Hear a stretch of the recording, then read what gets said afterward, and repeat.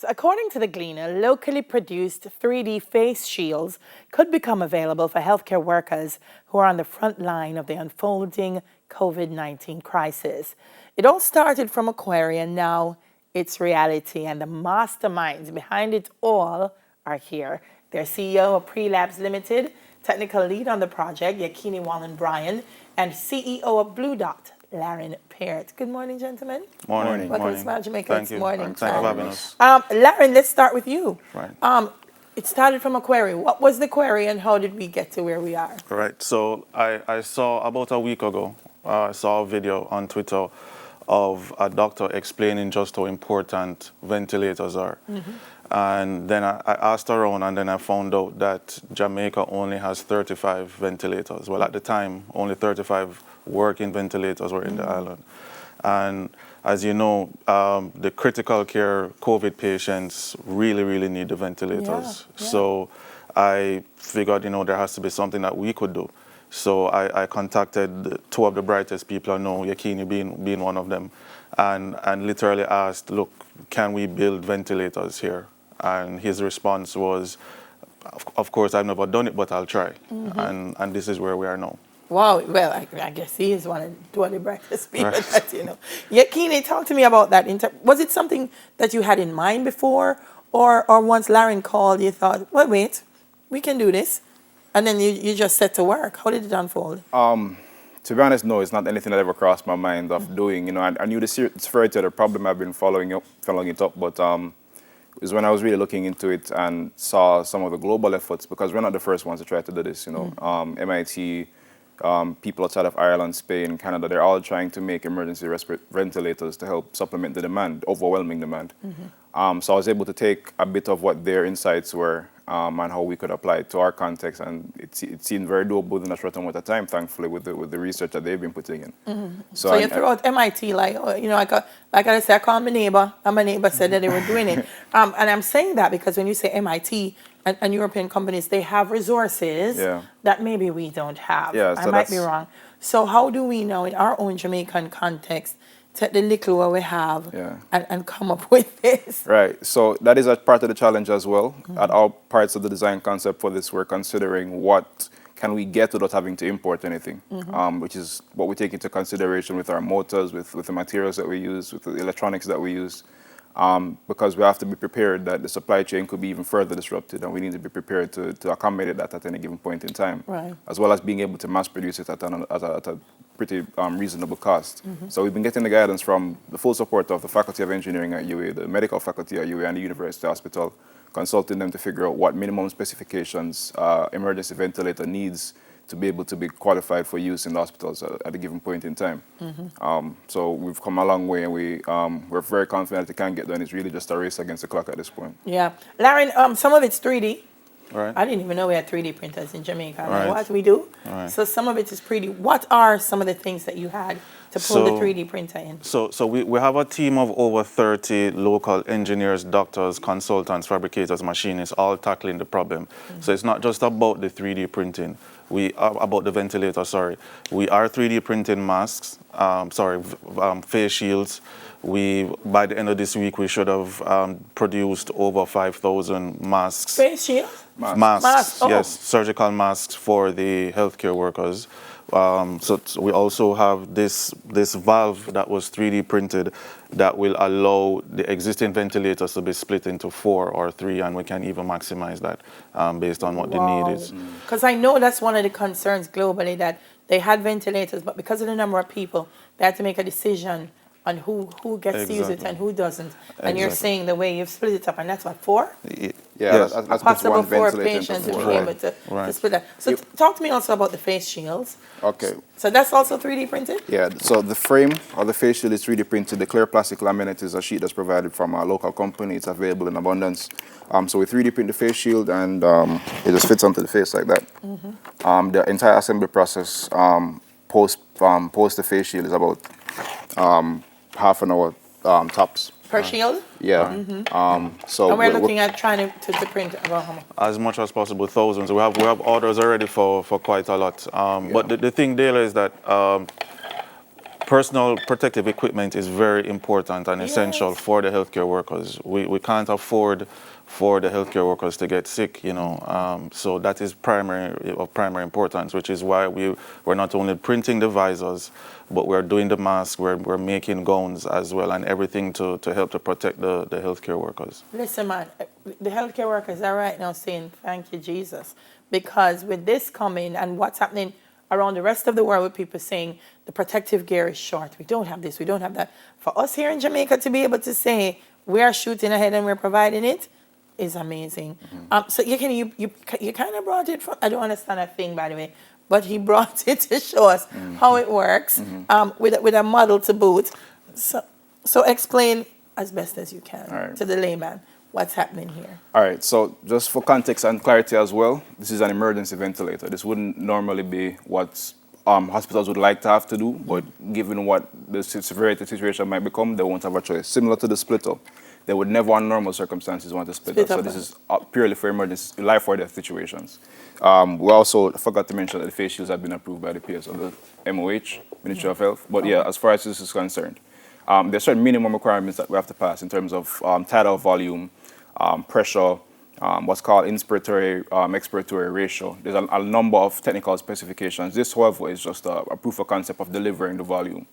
So we've taken this to the consultants at the university hospital, and they've given us feedback about what we need, the minimum requirements, what other hardware considerations, as well as with collaboration or with international entities.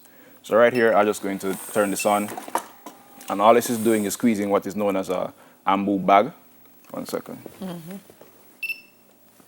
Yeah. Squeezing what is known as an ambu bag. So what happens normally is that the nurses and doctors, they manually squeeze this, the bag. To get it, Right, but that takes they can't hours. do that for so many people. Right, yeah. it takes hours. So this removes So that this automates that manual process, and this is what's happening globally. You know, in an effort to provide as much emergency ventilators to the patients that need it. Right. It sounds like a major task, though. It is a major task. It's been a bit daunting so far, but we have a really good team of a wide cross section of disciplines who are working steadfastly at solving this challenge. Yeah. So we see what might have been the bag right now being the ambu bag. the ambu bag. Yeah. And then the air comes through. Right. And down into Ken. Into Ken. Yes. Who named him Ken? No, Ken need a Jamaican name, man. You can't say Ken. Raja. Yeah. Horace. And this is what happened. It's a lot of parts. So I know a lot of people, but in terms of getting equipment together, funding, how is that happening? All right. So on one end, you know, people are doing what they can. So Dr. Aiken, Managing Director of Monotech, as well as former Dean of Faculty of Engineering, they've been repairing existing ventilators. Okay. So they have received aid from the University Hospital, and I think they've already fixed one. So doing that is already increasing the supply. As far as funding is concerned, you know, we already reached out to several private sector entities who have made commitments in various capacities to help us get through the necessary hurdles, but you know, as many resources as we can get to help speed up this process, because again, it's something that would normally take months, probably years. Yeah. But we have to accelerate it into a 2-month window. Boy, that's what COVID has done, man. It's kind of like, it's like watching a sci-fi movie and they say, we're going through the wormhole, everybody just has to go one time. So Larry, people who are watching, you still need help. Man. So people who are watching and they want to assist in the project, what do they do? All right, so the name of our group is Citizens Response Jamaica, and like I said, we already have quite a large group of individuals, but we still need a lot of help. So we have a website, citizensresponseja.com. There's a form there where you can sign up to identify what your contributions can be. Right now, we really need more 3D printers so that we can get more of the face shields out and faster, and to print more for the machines that we're building. Yeah. So it's Citizens Response JA. Please go and sign up. We need as much help as possible. We need people to sew masks, sew gowns, caps, everything. So whatever you think that you can contribute, we're really looking for the. Say need seamstresses. Seamstresses. Hello. If you have a one sewing machine at home. Yes. Yeah, man. There are No, certain man. You have some. We brought some people here. Oh, jeez, she's gonna kill me. They're Pembroke Hall. They have a whole school of people that they teach to sew, and them have seamstresses. So please call Smile Jamaica so we can hook you up Sure. with Lauren. We have a whole heap of seamstresses. People who sew costumes. All them carnival seamstresses. Carnival off till October. So since the machine was already strung up, please get in touch with them and assist them, because this is very important, guys. COVID respects no one, and you never know if it's someone you love, someone you know, and they need help. So you need seamstresses. Yeah, man. It has to be a national response, right? Who else you need? Tell me, I call another We one. need 3D printers. We Okay, need so I can buy those. Or no, Or there a actually lot of people here a lot of people have. We already I know. have made a lot of commitments. People here have 3D printer. Yeah, yeah, yeah. Hello, Yeah. please. If I have the 3D printer, them. No, tell me on here, off here. Tell me who make me call them. Please make them available to assist. Right. So the seamstresses, anybody with an apparel factory who can, mass produce items. We can provide the specifications that are needed for us to be able to accept them. Yes, But it- Bill Edwards, I love you. You know I love you. And you have one of the best factories in Jamaica. And I know you're watching. So please, if you can, Sure. allow them to access. And so, you know I love you. Thank you. So that's important. But I also want to know, do you need money? Can people go online? And last night I was watching something people said, they said, give me $20 towards animal care. Do you need money? Can people go in and give $50, $10? Yeah, if you're able to provide that in that capacity, just visit the website and indicate that you would like to support us in that way, and we'll reach out to you and provide the different avenues about To which see that how can you be can. done. No, please. This is amazing. I tell you, one thing COVID has done is it's just shown how amazing we are as a Jamaican people. sure. Because this is something that some of the developed countries in the world are struggling to get done. Right. And our tiny little Jamaica, we've just run on it and we're doing it. Yeah. So guys, big up to you. I know it's difficult to put a timeline on things like these because you never know how the moving parts go. But how soon are we hoping that we'll be able to get some of these emergency? The timeline that we're working with, that we have been forced to work with, is a month and a half before the first minimum version of this can be tested by the hospital, and hopefully the next half of that month would be preparing for mass production, preparing to be able to replicate that scale, the amount of emergency ventilators that would be required by the hospital. Yeah. So that's the timeline that we have to be But we're forced to already work with. delivering masks today. Yeah. The first batch of 500 will go out Oh, of the wow. 5,000, and then we're printing these face shields that will be distributed in short order. Listen, you don't want to be the one that has a 3D printer at home and not help this process. You don't want to be. Right. There are many heroes among us. You don't need a cape to fly in the sky. Be a hero and assist as much as possible. COVID is not playing. And one of the things that is resulting in fatalities around the world is because people don't have things like face masks. They don't have the ventilators. Right. And we want to make sure that our country is able to say we responded well. Guys, I'm so proud of you. Thank you. That Thank you. you have done this. It's a team of us. It's not Yeah. just of us. Well, you could have stayed here and do it for yourself, but you decided that I'm going to put my work and my knowledge to Also, Jamaican I'd like to use. especially point out Kristen Kong, Shane Smith, and Ali. Shane and Kristen have really been putting in a lot of tireless time into getting this done. We couldn't do it without them. Yeah. There's several other people that have been keeping us up from an administrative perspective. Yeah. So just want to really big them up for that. Again, this is a team effort that, like I said, this has really brought out the best in us. Yeah, man. In the past week and a few days since we started doing this, a lot has happened. A lot that we've surpassed a lot of borders. This is a week and a couple of days? Yeah.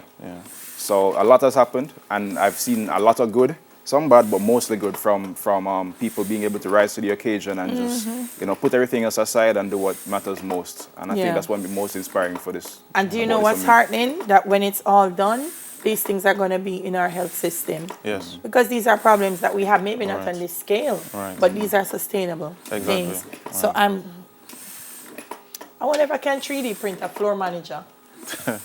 You think so, Aaron? Clive. Guys, thank you so much. Thank you so Give much. them the website again. It's citizensresponseja.com. Citizens with an S. Right. Citizens with an S. Is there a phone number? They can call either of us. So my number is 876-575-7371. All right. Listen, don't bother go full up the man phone with foolishness. Text him.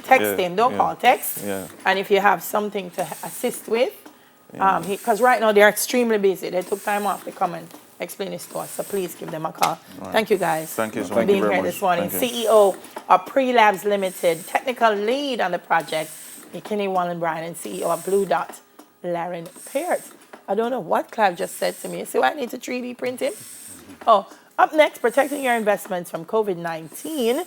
Well, we're heading to the news. By the way, for those of you who don't remember, today is April 1, which means the fiscal year starts today, which means GCT gone back down to 15%. So I don't want to charge you too much negative.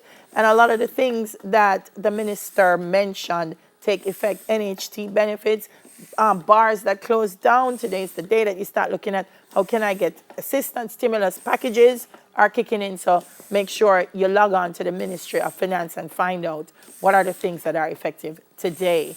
Wash your hands. Remember, we'll soon come back.